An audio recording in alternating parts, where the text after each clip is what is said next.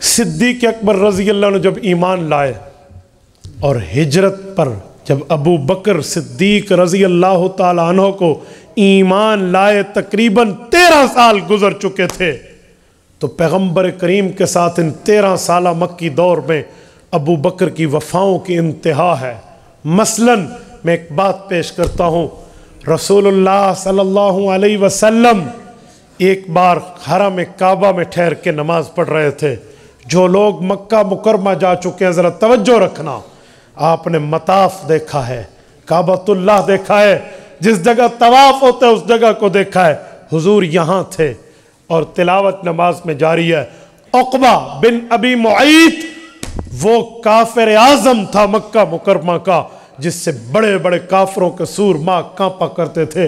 اس کے روب اور دبدبے کی وجہ سے اس کے آگے اونچا بولا کوئی نہیں کرتا تھا، لوگوں کی زبانیں گنگ ہو جاتی جب عقبہ بن ابی معیط بولتا۔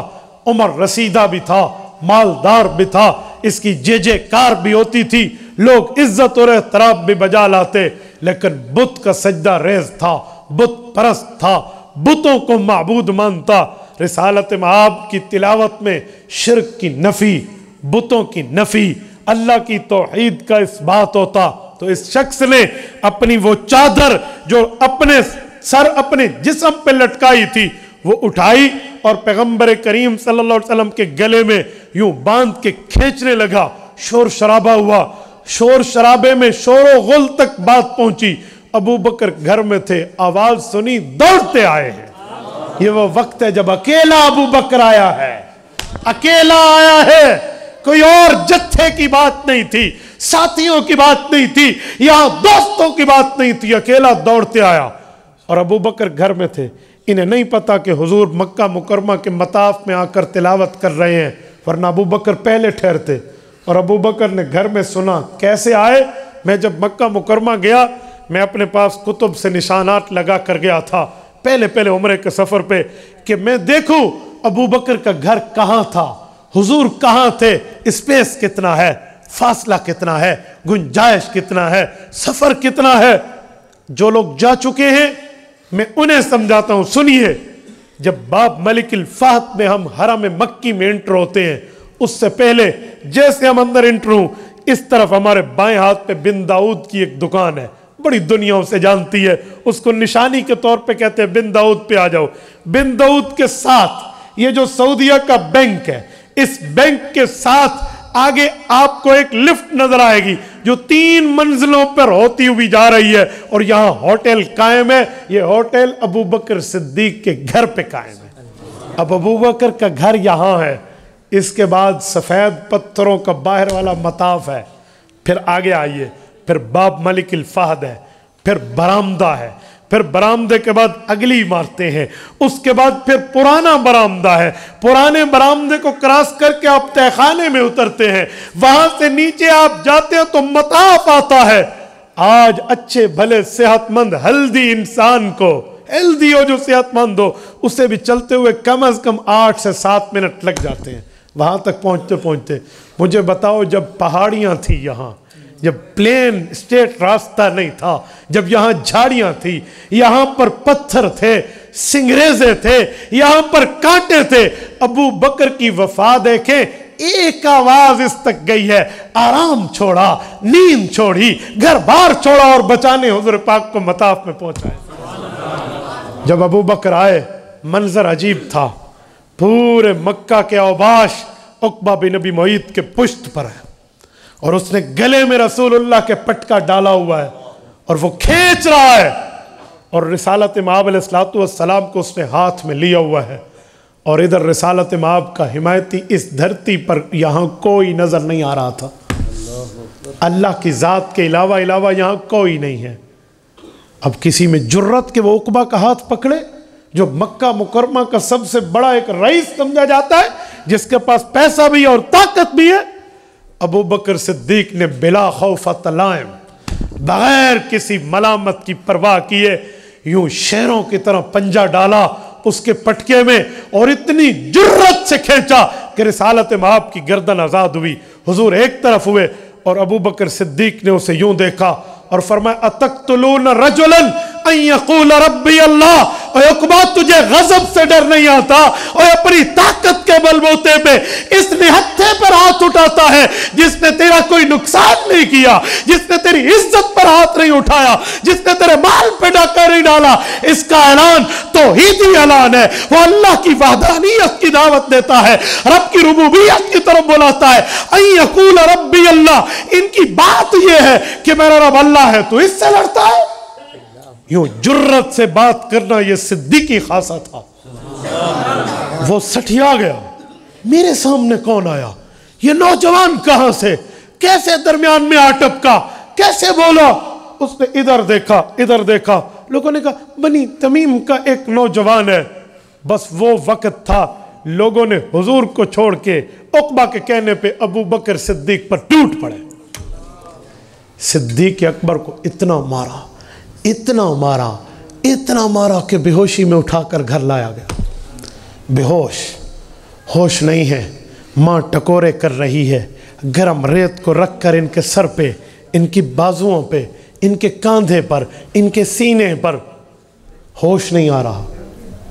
और कुछ वक्त गुजरा, जब बहुत से वक्त में कुछ आराम बेहोशी में हुआ, अबू बकर की आंख खुली, देखा इधर वालिद ठहरा है, उधर वालदा है। उस वक़्त ये दोनों, इनके माँ बाप ईमान नहीं लाए थे, और माँ के हाथ में यूँ दूध का प्याला है और गर्म किए हुए है। वो ज़माना सुई गैस का नहीं है कि ठंडा हो जाए तो ओवन में रख के फिर गर्म कर लो, वो ये ज़माना नहीं है। वहाँ आग चकमाक से जलानी पड़ती थी, वह उस वक्त माचिस नहीं होती थी। एक दूध का प्याला गर्म करना बड़ा तग्गो-दो का काम हुआ करता था। माँ ने कहा बेटा दूध पी ले। इधर बाप को देखा, अबू बकर के होश ठिकाने, तो माँ से कहा हुजूर पाक कैसे हैं। आप उठाइए शेख ज़करिया को, हैरान हो जाता है बंदा। सिद्दीकी वफा पर खुदा की कसम दिल भर आता है कि यार इसकी मोहब्बत देखो। कहा हुजूर पाक कैसे हैं। मैं पूछ सकता हूँ, इस मौक़ों पे तो बड़े बड़े की ज़ुबान से ये लफ्ज़ उतर आएगा कि जिसकी वजह से तेरी ये हालत हुई, अब तो उसके बारे में पूछ रहा है। मजाल के अबू बकर सिद्दीक के सामने किसी ने कुछ कहा। माँ ने कहा बेटा उनका तो मुझे नहीं पता, लेकिन तेरी हालत यूँ थी, दूध पी ले। कहा अम्मा पहले मुझे बताओगे मेरे पाक पैगंबर का क्या बना, फिर दूध पीऊँगा। माँ ने जब इसरार किया तो अबू बकर ने कसम उठाई, का दूध हराम है आपके बेटे पे जब तक हुजूर की खैर नहीं मालूम करेगा। माँ ने दूध का प्याला रख लिया, मिजाज जानती थी अबू बकर का। कहा अच्छा बेटा मैं पता करती हूँ। मोहल्ले की एक वो खातून जो मुसलमान हो चुकी है, उससे जाकर पता किया। उसने कहा चलो मुझे अपने बेटे के पास ले जाओ। वो आई, अबू बकर उसे भी जानते हैं ये हुजूर की राजदार है, और वो भी अबू बकर को जानती है कि ये हुजूर का वफादार है। उसने आंखों आंखों में कहा, बताना नहीं चाहती थी कि तेरी माँ ठहरी है, हुजूर का राज फाश हो जाएगा कि हुजूर इस वक्त कहाँ हैं। अबू बकर ने कहा कोई मसला नहीं है, आप मेरी माँ का फ़िक्र न करिए, बताइए हुजूर कहाँ हैं। कि मैं आगे आगे चलती हूँ, आप पीछे पीछे आना। हुजूर पाक जहाँ थे, ये इनकी माँ को और अबू बकर को वहाँ तक ले गई। लड़खड़ाते अबू बकर का सफ़र है। जिस कमरे में हुजूर पाक आराम फरमाते वो वहाँ ले गई। दरवाज़ा खुला, रिसालत माब सही सलामत थे। आप अलैहिस्सलाम ने खड़े होकर अबू बकर का इस्तकबाल फरमाया, और जब रसूलुल्लाह को सही देखा और अबू बकर बैठे, कि क्या हाल है। कि या रसूलुल्लाह जो कुछ गम था आपका हंसता मुस्कुराता चेहरा देखने से जाता रहा, कुछ भी नहीं है। माँ ने कहा बेटा आपको दूध पी ले। कहा अम्मा मैंने वो हुस्न का शरबत दीदार पिया है, अब मुझे किसी और चीज़ पीने की हाजत नहीं है। ये मौका है जब इनकी वालिदा कहती हैं, मेरे जहन में वो फरिश्तों की आवाज़ें भी थीं। अबू बकर बच्चे का बचपना भी था मेरे सामने, मेरी गोद में पल के जवां हुआ है। मेरा ये लख्त जिगर, मैं इसको जानती थी। आज इसकी मोहब्बत इतनी मार खाने के बावजूद मैंने इस नबी से देखी तो नाम भी उसका मोहम्मद। वो मुझे लफ्ज़ याद आया, वली मोहम्मदिन साहिब व रफ़ीक। इसकी पैदाइश के वक्त फरिश्तों ने कहा था, या अमतल्लाह बित्तहक़ीक़, ओए अल्लाह की बंदी, ابشری بالولد العتیق، وہ بیٹا تجھے ملا ہے جو جہنم سے آزاد ہے، اسمہ فی السماء صدیق، آسمان میں اس کا نام صدیق، والی محمد صاحب و رفیق، حضور پاک علیہ السلام کا ساتھی اور دوست ہے۔ یکایک یہی بات آئی، اب ماں کی آنکھوں میں آنسو بھر آئے۔ ابو بکر نے پوچھا اماں کیا ہوا؟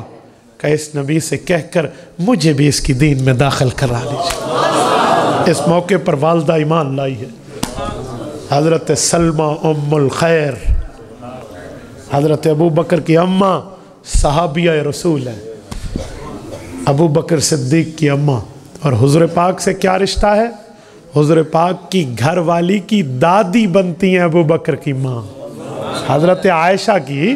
حضرت عائشہ کی دادی، یعنی پیغمبر کریم صلی اللہ علیہ وسلم سے کتنا محبت کا معاملہ۔ میرے دوستو، یہ ابو بکر ہے جس کی وفاؤں پر لوگوں نے کلمہ پڑھ لیا۔ تبارك الذي نزل الفرقان على عبده ليكون للعالمين نذيرا